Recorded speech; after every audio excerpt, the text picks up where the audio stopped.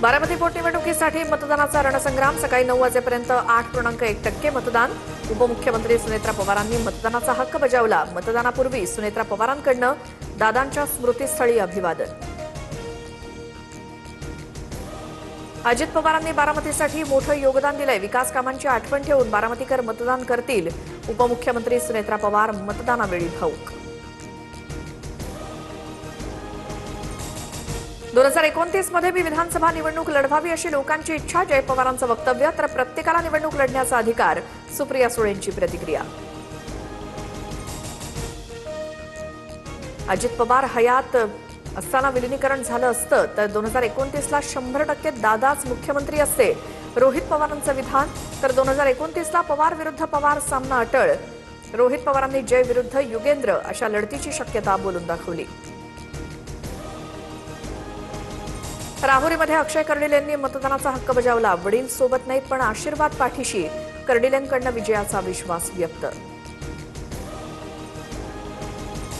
तमिळनाडू आणि पश्चिम बंगालमध्ये मतदानाची रणधुमाळी। सकाळी 9 वाजेपर्यंत तमिळनाडूत 17.69% मतदान। तर पश्चिम बंगालमध्ये 18.76% मतदान पार पडलं। बंगालच्या माता आणि कन्यांच्या सुरक्षेसाठी मतदान करा। गृहमंत्री अमित शहांची मतदारांना साथ। ट्विट करत घुसखोरी आणि सिंडिकेट राजवरनं तोफ डागली।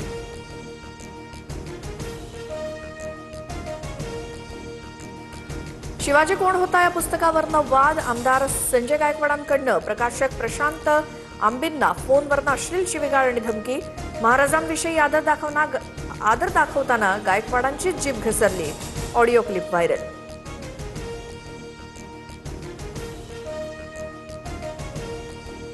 तर मी आमदार नंतर आधी शिवरायांचा मावळा। महाराजांचा एकेरी उल्लेख सहन करणार नाही। शिवीगाळ प्रकरणावरती संजय गायकवाड यांचं स्पष्टीकरण। तर कायदेशीर लढाई लढणार। प्रकाशक प्रशांत आंबे देखील आक्रमक।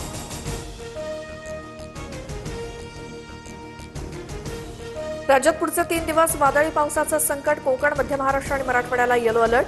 विदर्भ वगळता सर्वत्र वादळी पावसाची शक्यता।